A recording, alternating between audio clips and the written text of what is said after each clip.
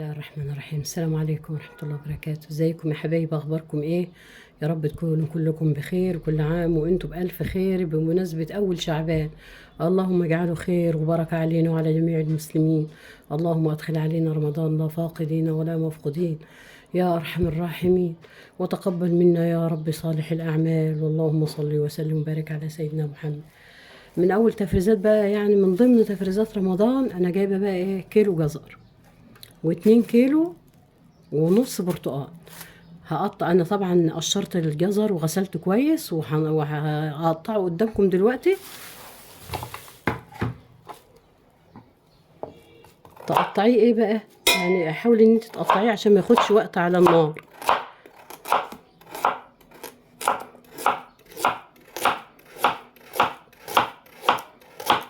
قطعيه حلقان اهو، تحطيه في الحله. هخلص وارجع لكم بعد ما قطعت بقى وخلصت. ادي ايه، هنبدأ كده. بسم الله الرحمن الرحيم. ادي كوبايه سكر، مش عايزينه يبقى ايه مسكر جامد. هنحط بس معلقه، كوبايتين اتنين سكر. وانت بعد كده بقى اللي عايز محتاج سكر زياده يزود، ان في ناس بتحبش السكر كتير في العصير. كوبايتين سكر. اللهم صل وسلم وبارك على سيدنا محمد، لان اصلا الجزر معسل خالص، عسل يعني، تاكليه كده كانك بتاكلي سكر. هنزود بقى ميه براحتنا بقى. شوفي يعني ايه بقدر المستطاع. شوفي ميه قد ايه. انا حطيت ده مليان ميه، حوالي 3 لتر ميه. هتملي بقى يعني 3/4 الحله ميه، علشان هو هياخد وقت على النار. لما ينهري خالص ويطيب هرجع لكم ان شاء الله. على بال بقى ما الجزر يطيب، هنعمل ايه بقى؟ هنبدا نقشر الايه، البرتقال.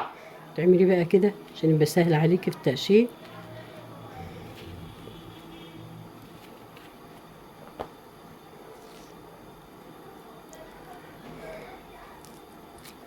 يبقى سهل عليكي تقشري كده. طبعا احنا مش القشر يعني ممكن تستعمليه في حاجات تانية كتير. يعني انت ممكن مثلا تحطيه تغليه، تاخدي المية بتاعته تحطها في سائل الصابون اللي عندك، على اساس هو مطهر وريحة. ممكن تنشفيه وتشيليه عندك.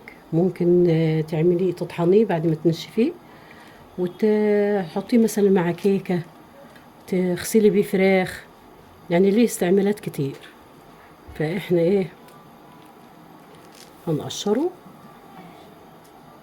طبعا انا هطلع الابيض ده كله.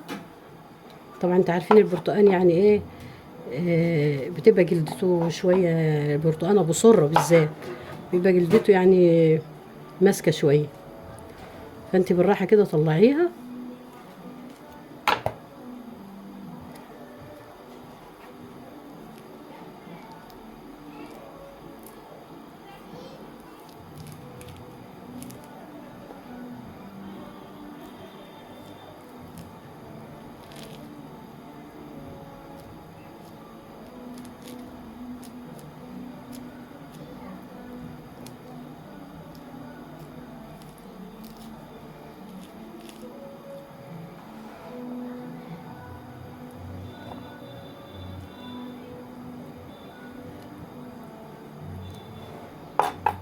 وهنقطعه كده شرايح.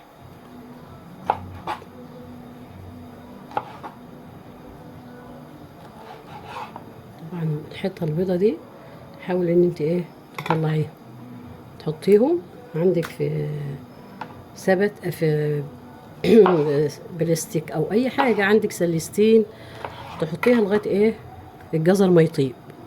الحته دي كده حاولي ايه ان انت تطلعيها من البتاع. كده كده احنا هنصفيه. ماشي، هخلص وارجع لكم. وبعد بقى طبعا ما قشرته اهو، شكله جميل ما شاء الله.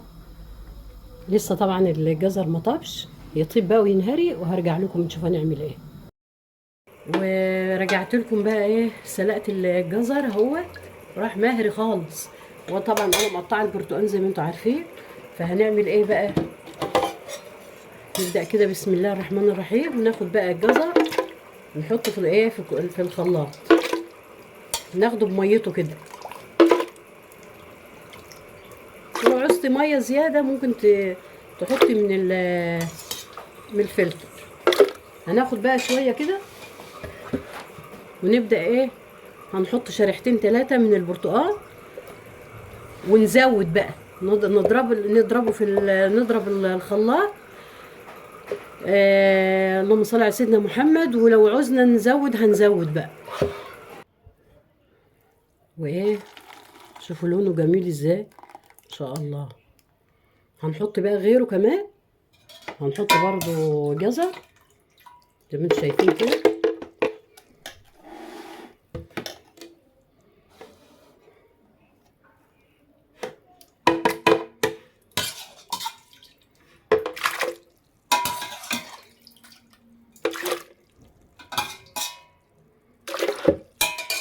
وناخد ايه برتقال.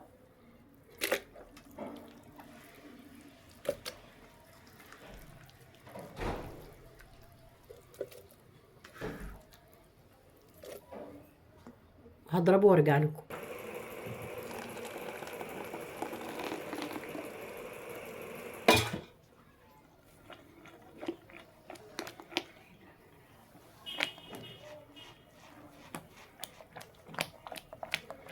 هخلص شويه الباقيين وارجع لكم.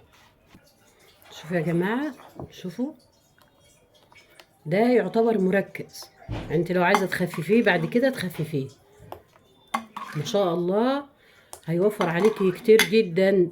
حد جايلك ضيوف تعملي بقى بقلب جامد. يعني مثلا شفشق زي ده يعمل 3، يعني شفشق زي ده يعمل لك 3 زيه بالظبط. فانا هعبيهم وارد اوريكم انا عملت ايه. ما شاء الله. شوفي 2 كيلو ونص برتقال عملوا لنا ايه، كميه قد ايه ما شاء الله. شوفي كميه قد ايه، كميه قد ايه. ده 2 لتر وده لتر 3 لتر بقى. دول بقى انت ممكن تفك ده اللتر ده 2 لتر ده انت ممكن تعملي ايه 6 لتر، لان عاملاه مركز. وكيسين كمان هم تحطهم في التلاجة. انا طبعا هفرز ده في الفريزر، هحطه في اكياس زي دي. انا بس بعرفك ازاي تشيليهم. ده يعملك شفشق مليان، الحبة دول يعملوا شفشق مليان. تزوديهم مية وتفكيهم هيجيبوا لك شفشق زي ده مليان. وده من اول تفريزات بقى رمضان، وكل سنه وانتم طيبين. واعملوا نفس الطريقه دي. اللي عاوز بقى هو طعمه كده مش عايز سكر ولا عايز اي حاجه. انت لو عايزه تزودي سكر بقى لما تيجي تحليه وتزودي عليه ميه، ابقي زودي سكر زي ما انت عايزه. في ناس بتحب تشربه كده من غير سكر. وكل سنه وانتم طيبين. وما تنسونوش من اللايك والشير والاشتراك وتعليقاتكم الحلوه. واشوفكم ان شاء الله في فيديو تاني. والسلام عليكم ورحمه الله وبركاته.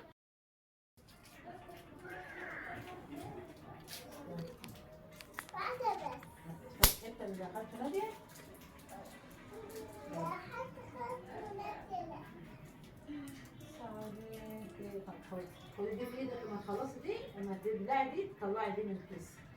ماشي.